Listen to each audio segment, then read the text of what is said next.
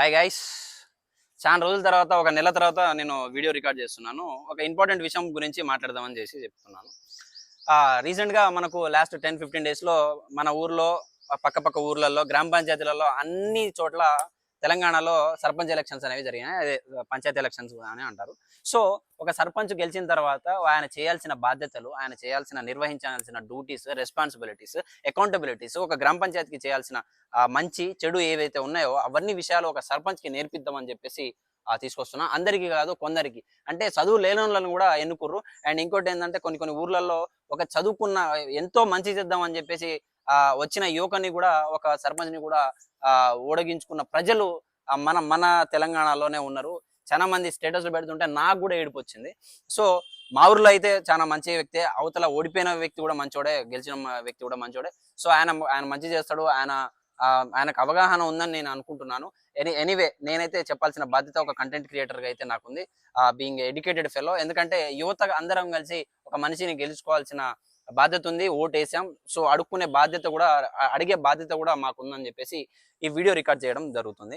So firstly ఒక సర్పంచ్ చేయాల్సిన పనులు ఏంటంటే, ఫర్ ఎగ్జాంపుల్గా ఫస్ట్ విషయం ఏంటంటే, ఇప్పుడు మన స్టేట్లో కాంగ్రెస్ గవర్నమెంట్ ఉంది, కింద టీఆర్ఎస్ ఒకవేళ సర్పంచ్ గెలిస్తే ఫస్ట్ ఆయన భయపడకూడదు బైసాబ్. ఎందుకంటే పైన కాంగ్రెస్ ఉంది కదా, ఇప్పుడు ఫండ్స్ ఎక్కడ వస్తాయిలే అని చెప్పేసి కొంతమంది సర్పంచులు, తెలియని సర్పంచులు భయపడతా ఉంటారు.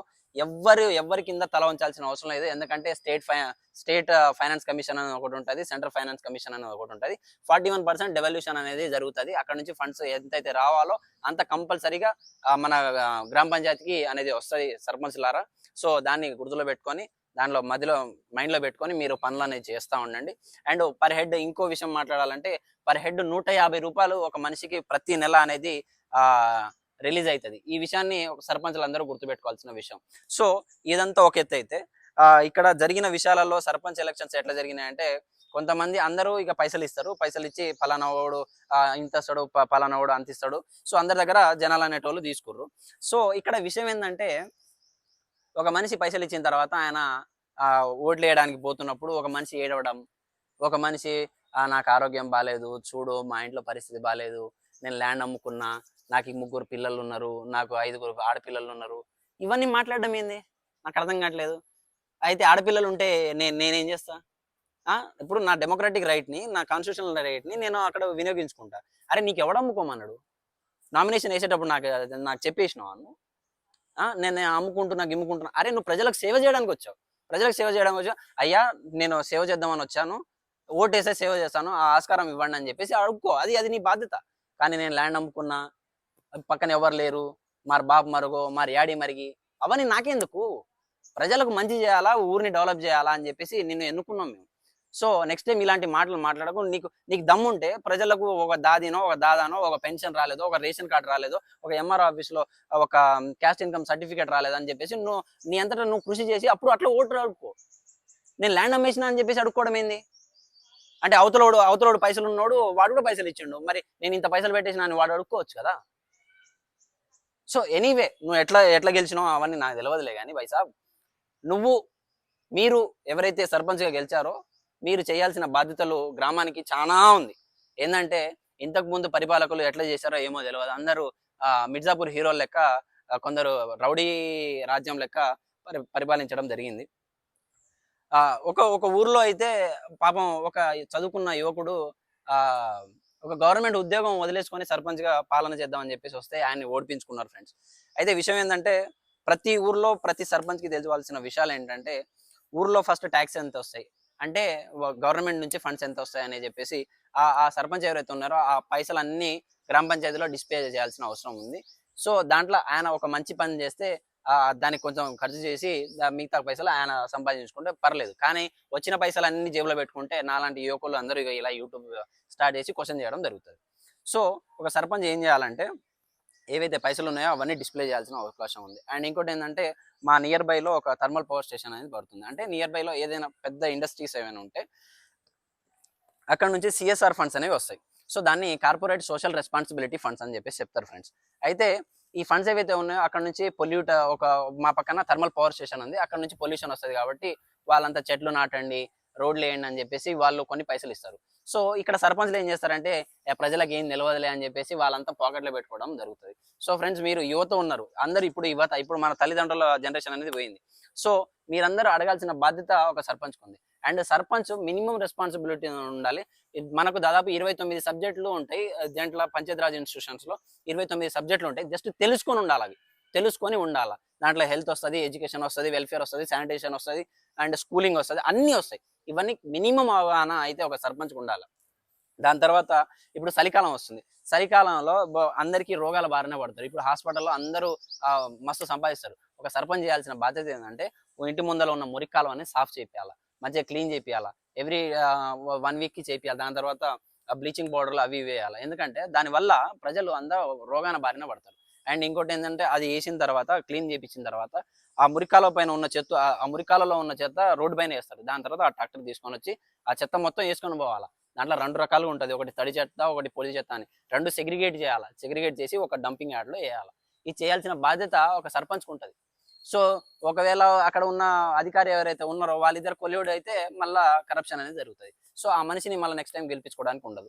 దాని తర్వాత ప్రతి గ్రామంలో పిహెచ్‌సి అండ్ సెంటర్ అనేది ఉంటది. అంటే ప్రైమరీ హెల్త్ కేర్ సెంటర్ అనేది ఉంటది. అది వారంలో దాదాపు 5 రోజులు క్లోజ్‌లోనే ఉంటది. సర్పంచ్ ఏం చేయాలా? సర్పంచ్ నియర్ బై ఎవరైతే అధికారులు ఉన్నారో వాళ్ళందరిని పట్టించుకొని, ఏంది మీరు రావట్లేదని చెప్పేసి అడగాల్సిన బాధ్యత ఒక సర్పంచ్‌కుంది. ఎందుకంటే ఎంతోమంది ఆడపిల్లలు ఉంటారు, మహిళలు ఉంటారు, ప్రెగ్నెన్సీ లేడీస్ ఉంటారు, చిన్న పిల్లలు ఉంటారు. మా ఇంట్లో బీపీ, షుగర్‌లు ఉన్న ముసలోళ్ళు ఉంటారు. సో వాళ్ళందరికీ టాబ్లెట్‌లు ఎట్లా ఇయ్యాలా? సో వాళ్ళంతా దుకాణం క్లోజ్ చేసుకొని పోతే సర్పంచ్ ఏం చేస్తాడు? సర్పంచ్ అడగాల్సిన బాధ్యత ఉంది అది. దాని తర్వాత సర్పంచ్ ఊర్లో ఒక గవర్నమెంట్ స్కూల్ ఉంటది. ఆ గవర్నమెంట్ స్కూల్‌లో అడ్మిషన్ ఎన్రోల్‌మెంట్ అనేది పెంచాల. అందరూ ప్రైవేట్ స్కూల్‌లలో పంపిస్తా ఉంటారు. ఒక సర్పంచ్ ఒకవేళ ఇలాంటి మంచి పనులు చేపిస్తే నెక్స్ట్ టైమ్ గెలిపించుకోవడానికి అవకాశం ఉంటది. అరే బాబు! నేనే నా కూతుర్ని, నా కొడుకుని గవర్నమెంట్ స్కూల్‌లో పంపించిన. మీరు కూడా పంపియండి అని చెప్పేసి చెప్పాల్సిన బాధ్యత ఒక సర్పంచ్‌కుంది. అవునా కాదా? సో ఇవన్నీ చేయాల్సిన బాధ్యత ఉంది. దాని తర్వాత ఊర్లలో చెరువులుంటాయి. చెరువులలో ఇప్పుడు కొందరు బడ నాయకులుంటారు. వాళ్ళందరూ కబ్జాలు చేస్తా ఉంటారు. ఒకవేళ సర్పంచ్ మంచోడైతే, అరే ఇది కాదురా, ఇది మన మన మన సాంప్రదాయం, ఇది మన మన ఆస్తి, మన నేచురల్ రిసోర్స్. అరే ఇక్కడ మన సీఎం రేవంత్ రెడ్డి గారే హైడ్రా కమిషన్ అని చెప్పేసి తీసుకొచ్చి అన్ని చెరువుల్ని రెనోవేట్ చేస్తుంటే, ఇక్కడ ఊర్లలో చెరువులు కబ్జా చేస్తున్నారు. అయితే ఒక సర్పంచ్, ఒక నిజాయితీ గల సర్పంచ్ చేయాల్సిన బాధ్యత ఏందంటే, ఒక ఒక ఊరు చెరువుని కాపాడాల్సిన అవకాశం ఎంతగానో ఉంది. సో ఇది సర్పంచ్ చేయాల్సిన బాధ్యత. అండ్ ఇంకోటేందంటే యువత చానా మంది ఉన్నారు. దాదాపు 140,00,00,000 మంది జనాభా అయ్యారు. మా ఊర్లోనే లిటరల్‌గా మా ఊర్లోనే దాదాపు 500 మంది యువత ఉన్నారు.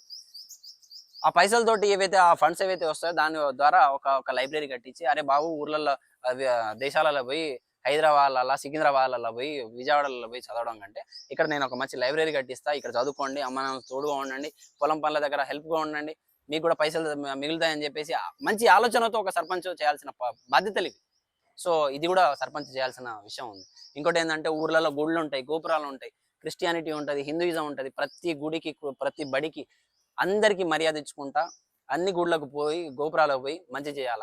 అయ్యా వాళ్ళు క్రిస్టియన్స్ కదా నేను పోను, ఆ క్రిస్టియన్ గెలిస్తే వాళ్ళు హిందువులు కదా నేను వాళ్ళకి ఫండ్స్ ఇవ్వను అని చెప్పేసి మాటలు మాట్లాడకూడదు. The state should be divided from, అంటే ఒక స్టేటు, ఒక రిలీజన్ అనేది 2 డివైడ్ అయిపోయి ఉండాలి. ఒకవేళ హెల్ప్ చేస్తే అన్ని మతాలకు హెల్ప్ చేయాల్సిన బాధ్యత ఒక సర్పంచ్‌కి ఉన్నది. సో ఇవన్నీ ఒక సర్పంచ్ నేర్చుకోవాల్సిన విషయాలు. సో నేను కోరుకుంటున్నా మా ఊర్లో ఒక మంచి వ్యక్తి గెలిచిండు. సో ఆయన మంచి చేస్తాడని నేను కోరుకుంటున్నాను. అండ్ ఇక్కడ ఒక విషయం చెప్పి నేను కంక్లూడ్ చేస్తాను. ఏందంటే డాక్టర్ అబ్దుల్ కలాం ఏమన్నారంటే, ఒకవేళ అంటే గవర్నమెంట్ ఎగ్జామ్స్‌లో అయినా, ఒక సర్పంచ్ అయినా ఒక్కసారి గెలిస్తే బై ఛాన్స్‌లో గెలిచిర్రా అని చెప్పేసి అనుకుంటారు. ఒకవేళ నువ్వు సెకండ్ టైమ్ గెలిచినా, అరే ఆయన నిజమైన మొగాడురా అందుకే గెలిచిండు, ప్రజల మనసు గెలుచుకున్నాడు అని చెప్పేసి ప్రజలు అంటారని చెప్పేసి చెప్పిండాయన.